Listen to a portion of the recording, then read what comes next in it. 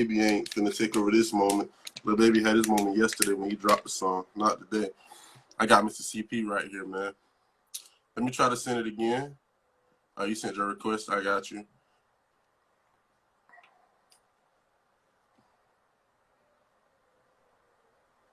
There we go. Yo, yo. What up, though? What up? What up? What up? You good? Yeah, I'm good, bro. You look like the way your head slid into the camera looked like you was straight. You look. Look. No, man, I'm trying to turn this fan off, bro. My dog just farted, man. That shit is disgusting. And I'm out here in this garage, bro. This nigga is just a foul young creature, man. That's good? Crazy. What's good? My boy, Mr. CP, man. Yeah, What's up with you, man? It's a Saturday. How you living, man? What's going on? How you living? Good, man. I think I smoked too much last night, man. I fucked around. Got you a hangover. I set my alarm just to do your interview, bro. So I was like, man, I gotta get up, man, for sure. I appreciate you coming through, man. Big shout out to you first and foremost, man. Big shout out to you, man, coming through, showing love, man. So I appreciate you, bro. Man, I appreciate you having me, dog. To kick off the podcast, man, I actually peeped that you got verified on Twitch, man. How does that feel, bro? How does that feel to be verified on Twitch, just to be playing games, bro? You know what's crazy?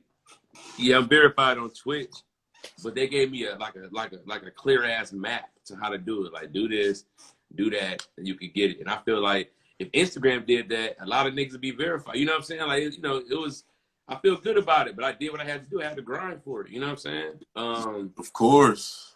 I got like 9 subscribers right now, which is like exciting. You know what I'm saying? So I'm just trying to keep new content up. You know what I'm saying? I'm just trying to, you know what I'm saying? Keep making dope shit for them. You feel me? You know what's up? I be on. You on Twitch? You on Twitch? I stream on Twitch and YouTube. Okay, bet. And then I do both of them. You gotta follow me on Twitch, bro. I got some shit coming. For sure. I'll be on that Warzone too, so if you ever be online, like I said, bro, just hit me with it, bro. Man, I was playing with this nigga last night. Shout out to him. This nigga was so terrible, man. It was like, bro, I'm telling him to do shit. He don't know what he's doing. This nigga like damn near trying to interview me during the game. I'm like, nigga, I'm trying to play the game. He focused on talking to you more than playing the game. How you feel about the game? I'm like, Warzone? Like, no, bro, the comedy game. I'm like, man, get the fuck out of here. What's wrong with you, bro? We left here get shot at. That's crazy. That's crazy because Warzone, it's not really that hard. When you actually think about it and actually look at how everybody else play, this game is not hard.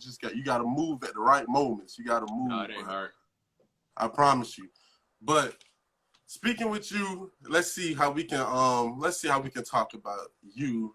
So I watch you a lot. Before I even got to this point of even getting this talk with you on Instagram Live, dude, I was watching Roast Me, bro. You was probably one of the #1 persons I was looking forward to in Roast Me, bro. You was the #1. And so like where did all that energy and hustle and all them jokes and stuff, how did you come up with all that? Like, was it on the spot? Was it premeditated on the way to the set? I'm gonna tell you, bro, that shit be so to the spot, man, that niggas have to remind me what I said. So like when I watch Roast Me, bro, I'll be like, damn, I said that.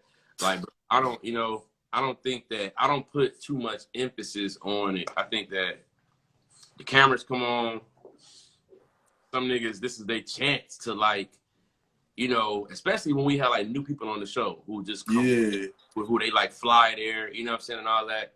They be like, before the show, they be like, nah, I don't want to talk to nobody, I'm trying to focus, and then they get on the shit and just bomb. It's like, I don't look at it like that. I think it's fun. I think that we should be all trying to be as creative as possible and not mean. I feel like when you try to be mean, then you miss out on what it means to make it fun for the viewers. You know what I'm saying? Like, you take it to heart.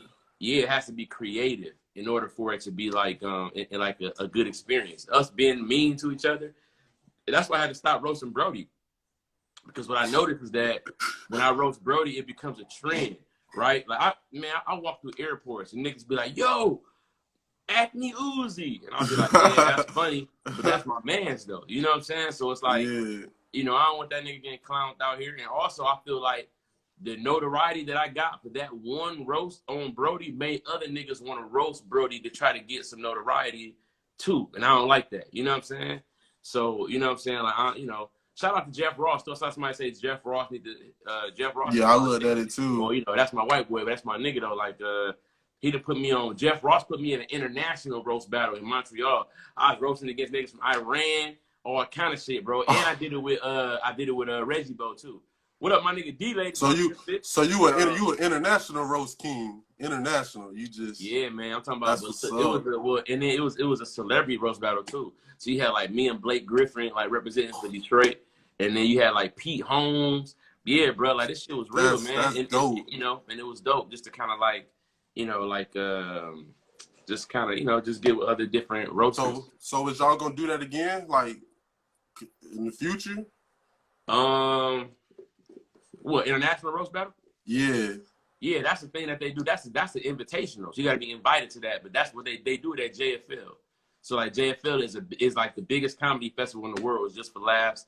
You know, so I was gracious enough to be invited. And then after that, I've hosted judged probably like 6 roast battles at the Comedy Store. Yeah. Man, so yeah. Oh man, D-Lay destroyed on roast me. Shout out to my nigga D-Lay, man. One of the best storytellers in the game. But yeah, go ahead though. So like, I really don't like talking about this stuff, but it's like it's what's going on right now, and I like to say like let's talk. So out of everything that's going on right now, your voice and your opinion, how do you feel about everything that's going on like currently right now in America, like with the protesters and the standing up for what you believe in and the Black Lives Matter movement? How do you feel personally about it? I think that you know, it's long overdue. You know what I'm saying? I look at this situation and I look at what happened in New Orleans in 2005 with Katrina, with the levees. I just feel like when you put a temporary solution on something that's important as the ocean or racial equality in a country like America, pretty soon you're gonna have a spillover, or you're gonna have a flood of emotion, and you know this is all necessary to invoke the change that we need.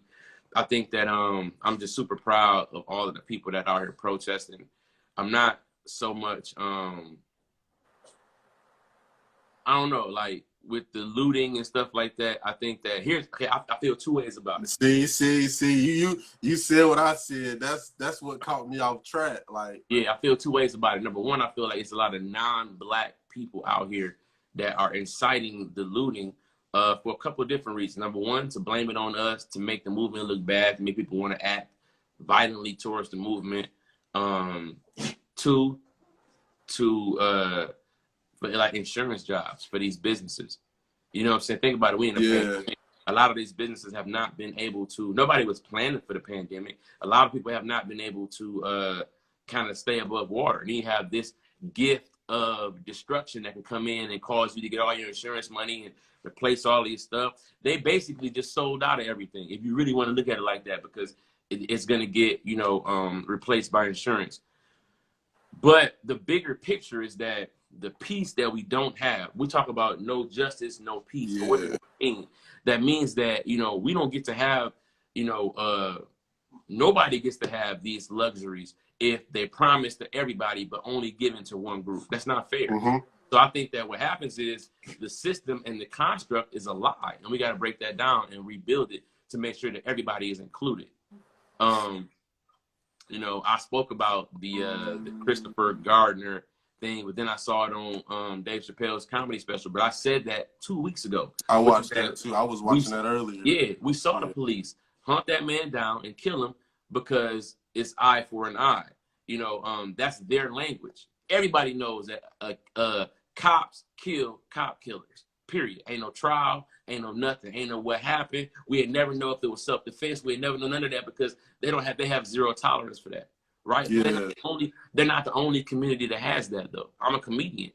You know, the Jewish community, very, very off limits for what we creatively, our jokes and all of that. They don't want to hear that because of what they went through with the Holocaust. And gay people don't want to hear that because they just got it to where, you know, it's a shame to gay bash somebody or it's a shame to be homophobic, you know. And so I think that in America we need to make it to where in all over the world where it's a shame to to be racist against a group of people for who they are, because it's not just black people.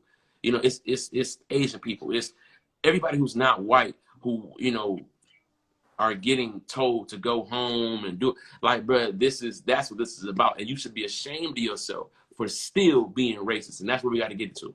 And it's crazy because it's like, if it feel like if it don't stop now or slow down now, it's gonna eventually escalate deeper and bigger to the point where it's gonna end up turning into like a racial warfare eventually. If it don't slow down now. I feel like that's what they're trying to invoke, right? Put it like this: the double standards be so loud that it be like to me, that's the blatant racism right there. Is like the double standard, right? So like, you mean to tell me that, okay, the Confederate flag, right? The Confederate States that fought in the Civil War, they lost. They lost, right? They're a part of America. What's un-American is to fly that flag, knowing that y'all lost the war, and that what really, you know, like what's real is the American flag, right? But they fly that Confederate flag. Then they get mad about the fact that they can't fly it, right? Then they get mad at us for wanting to kneel, but then they have that shit out there where nobody can say anything about all these Confederate statues. This shit has to come down because that's like what's not fair to them is like we need equal. Like that's not fair to us. Just like how that's not fair to y'all. Like, but see, here go the thing. Though. Here go the thing. Like I don't need people to. I got enough friends, my family. I don't need white people to love me. I don't need them to. You know, don't treat me like your dog or some shit like that. You know what I'm saying? You know, they love their dog. I don't need that. You know, I just need the respect that I am a human being and what I do is what I do. Meaning that if I'm driving, I'm just driving. I'm not driving while black. If I come into your store, you know what I'm saying? I got money. But I walk and dress just like I'm in Detroit still, doing what the fuck I gotta do. But if I walk in the Gucci store, nigga, and you looking at me, you need to be looking at these broke ass white motherfuckers. They not on TV. They got to buy all this shit. You know what I'm saying? And the point is that it ain't about the flex. It's about the fact that it's like I am being racially profiled due to the fact that there is a stigma attached to my race. Put it like this: I've never met a tiger. Just because of our skin color, though. Exactly. Have you ever met a tiger? It's all based off the skin color, though. That's how they look. That's how they train to look at us. But Zach, every color have you ever person met a tiger though? Wrong. This nigga not listening. Zach, say that again. Have you ever met a tiger? You met a tiger before? No, I never met a tiger before. No, I ain't never met no tiger neither. But everything that I know about tigers makes me afraid of a tiger before I even walk up on a tiger. It affects how I would act if I were to be in the room with a tiger. If I was in the room with a tiger and there was a gun in the room, I would try to get to the gun because I would want to protect myself from what I've heard about this tiger. Right? We might get in the room and the tiger would be like, "Hey, I only bite white people." You'd be like, "What? I didn't even know that." You know what I'm saying? We cool. But the idea is that is the same stigma that has been attached to the black man, is that you're not safe when you're around a black man. Is that the black man is dangerous, right? A lot of people never even met one. They're not friends with one. They don't know one. So all of that, that's what happens when they finally get up on a tiger or a black man. They want to kill us. They want to kill us. Do you understand that Harambe? I see it in the way you put it. I see what you're saying. How the fuck do you know who Harambe is, and these motherfuckers who don't know who Tamir Rice is? Do you understand what I'm saying? Yeah, like, I get it. I get what you're saying. Like the blatant double standard is that everybody gets love and respect from them. They can go down to Florida and scrub ducks that be in the oil spill. You know what I'm saying? People get in oil spills too. Ducks don't scrub us. So then it takes you back to, okay, you don't even have to be a super duper viable part of society. They just have to like you. So all the shit that we shucking and jiving, trying not to be scary, trying not to be intimidating the motherfuckers, none of that matters because they don't fuck with you because you. It don't got shit to do with that.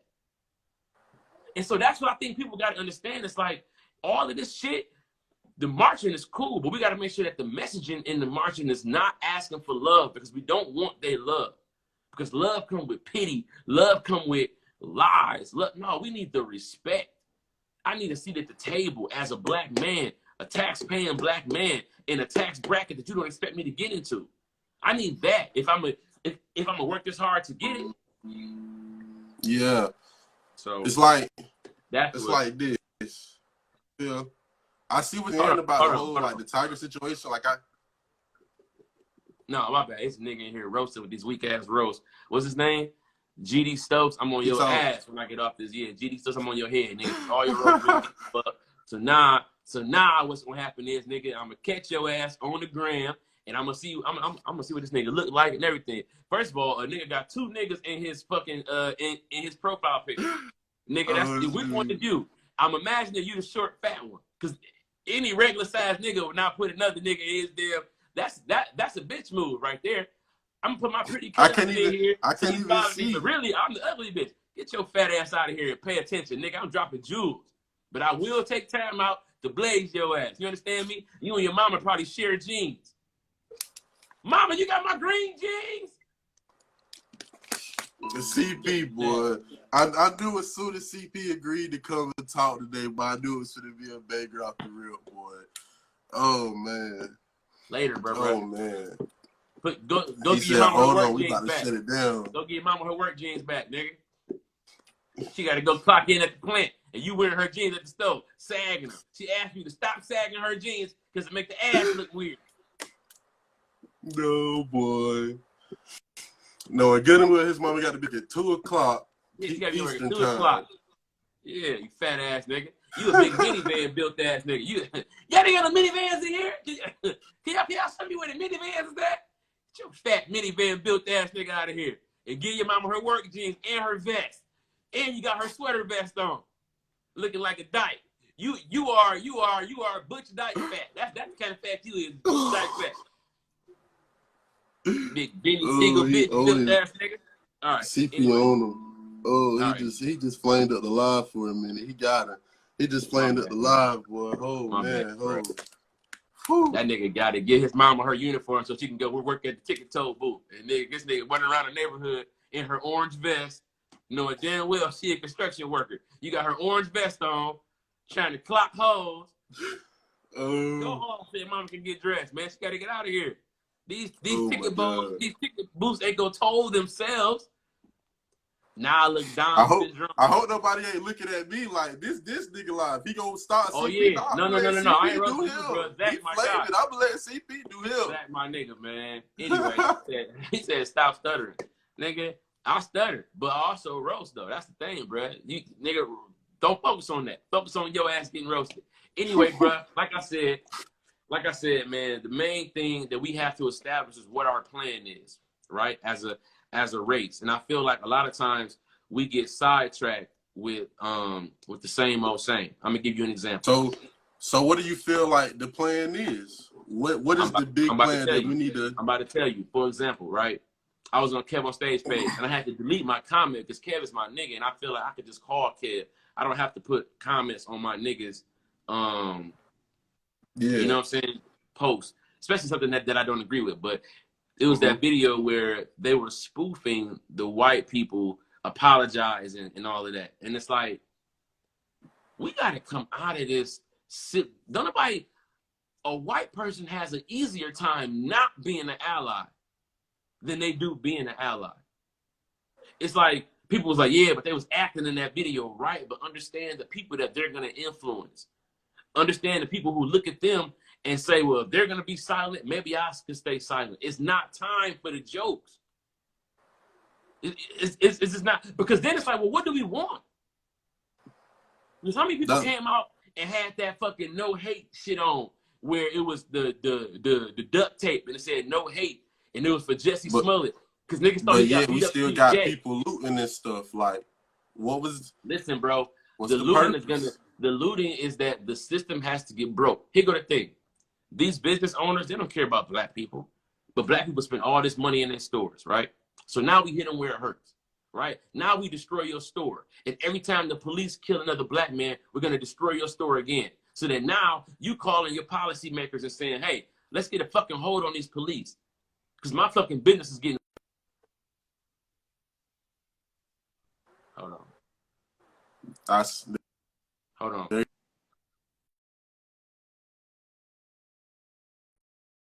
Yeah, there you go. My Wi-Fi was fucking up. I ain't got you back yet. But see, but that's what I'm saying though. It's like we have like that has to be the mold. We want to. I got you. You good? Don't nobody care about us loving them. Don't nobody treat us tender enough for us to even be encouraged to love them. So then why the fuck do we want everybody to love us so much? The game is very, very simple. The game is very simple. It's financial. You kill another black man, you won't have a beautiful beach. You won't have a beautiful Gucci store. You won't have no peace to be able to survive. That's it. I feel it. That's it. It's like, so that's what it's about, bro. This has to happen. I know it's scary. I know people's like, oh, but it has to happen.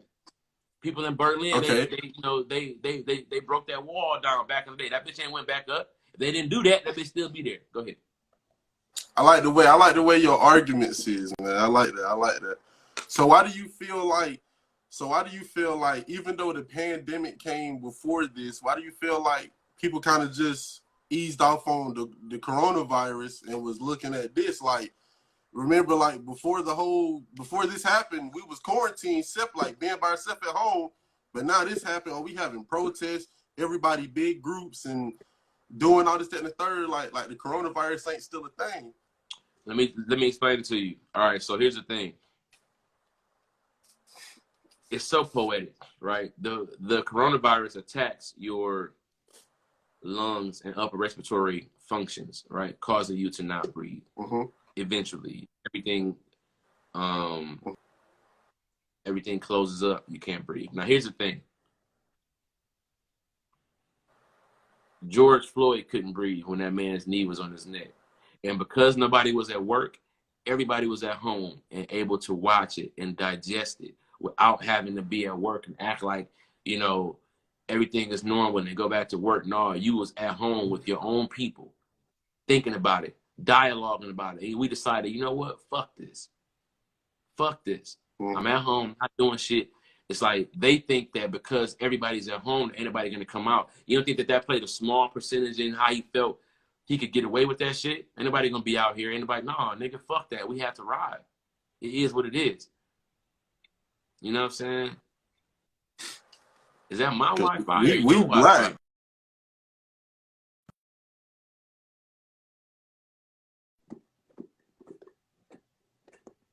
Is it skipping on yours too? Or is it just me? Yeah, you skipping. I'm looking at myself. It hit me with the buffer. Mine buffering? Mine buffering or yours buffering? Nah, you good. You good on. Hold on, bro. Let me try to get on. Mine. You good. I can hear you. I know I can hear you.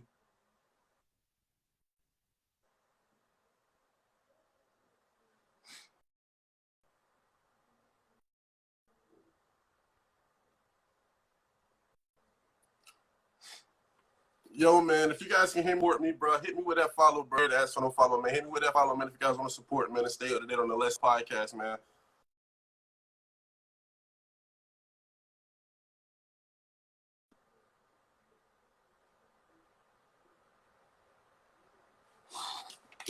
We got to get CP out the Wi-Fi, man.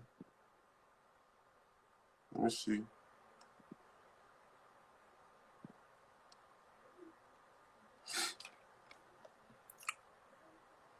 Let's see if we can get him back in. I think yeah.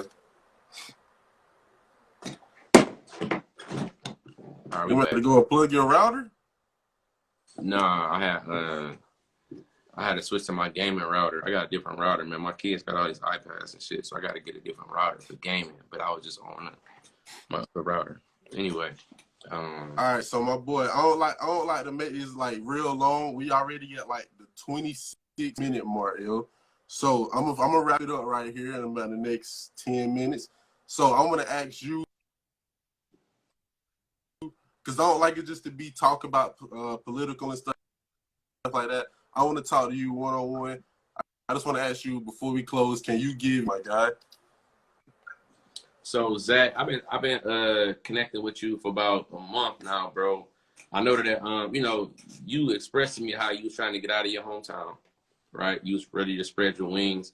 I think that one thing that you have to understand, bro, about life is that everything connects. Everything is gonna connect. So what I mean by that is whatever you want is attached to your journey and your effort towards that. So like, you know, I want you to not focus on where you at and continue to focus on where you want to be, right? Focus on what the people who are there, how they operate. Take yourself out of your physical environment and see new surroundings for yourself. Meditate on that. You need to really meditate on that, because what's going to happen is I'm not responsible for telling you how it's going to pan out, because I don't know the story of your life and how things are panned, right? Yeah. But I know that in my life, everything has always connected. So let me give you an example. When I graduated from college, I was leaving Michigan State. I was in film school. But you don't just walk out of there and be a director. You got to go somewhere. So I was sitting in my frat house in my room, and I saw a Nike commercial. So I called Nike. Don't do that. I wouldn't suggest doing that. But I called Nike. They was like, nigga, don't call here. I was like, man, listen, I just want to make y'all commercials. What I got to do. I'm creative. They was like, find a advertising agency that's around you. I'm like, all right. So I did that. I found one in Detroit, Michigan. Worked there for 2.5 years to the day, exactly 2.5 years. Like, what is that, 30 months. And so in that 30 months, I worked my way up from the mail room to writing commercials. And I saw the whole process from pitching to design to all of that stuff that I didn't even know that I wanted to see. And then once I reached the zenith of that, I created the Walmart Christmas commercial. And I think I'm gonna put that on my Patreon too, as like some different content people can see. But I created a Walmart Christmas commercial, and it wasn't enough for me. I realized that what I needed was something that was a little bit more catered to my personal creativity. And so I came, you know, I left that job and I began to do more and more and more. 6'8" is zenith not a word for a heightened point? Look that up. It's kind of rough nigga. Anyway, once I became a comedian and I became an actor and I became a producer, everything that I was doing in that sector, I needed it. You know, pitching commercials is 30 seconds. You pitching a 30-second commercial. Now I'm pitching TV shows, and I just sold my first movie. It's like everything. I was there and I was depressed. Like, man, this is boring. This ain't what I want to be doing, until I realized that was a part of my journey to continue to go and go and go. What up, Anna? That was a part of my journey to continue to go where I wanted to go. I needed that. I needed for that experience to be like an internship to my life, so to speak. You got to always look at stuff. When stuff not working out, you got to look at, okay, what do I need in this environment right now that's going to help me get to the next level?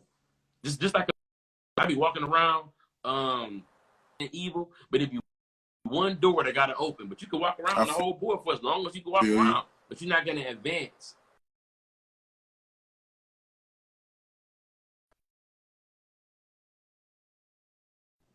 I done changed my shit, everything. Go see if you ain't lagging again, man. I know you ain't scared. But yeah, man. But Zach, I don't know what's going on, bro. But you know I appreciate you, my nigga. Like, how old are you, bro? Like 19?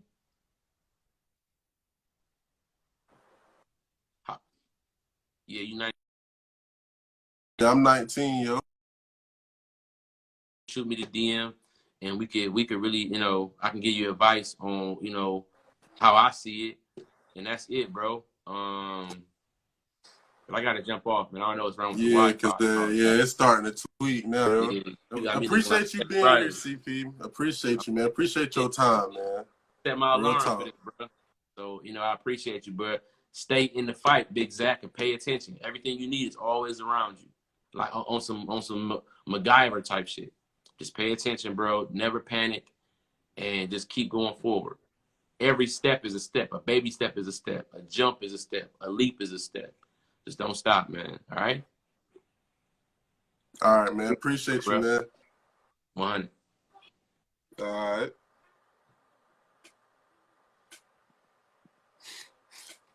All right, man. We just had CP up here, man. If you guys want to stick around, man, and check me out, man, hit me with that follow, bro. Hit me with that follow, man. I'll do this every time I get somebody in, man. So if you guys want me to hit somebody up, man, just holler at me. Follow at me, DM me, holler at me. Only got 100-some followers, man. I ain't big. I ain't no bigger than the next, man. I'm just a regular dude in South Carolina, man. But we out here, yo. Peace.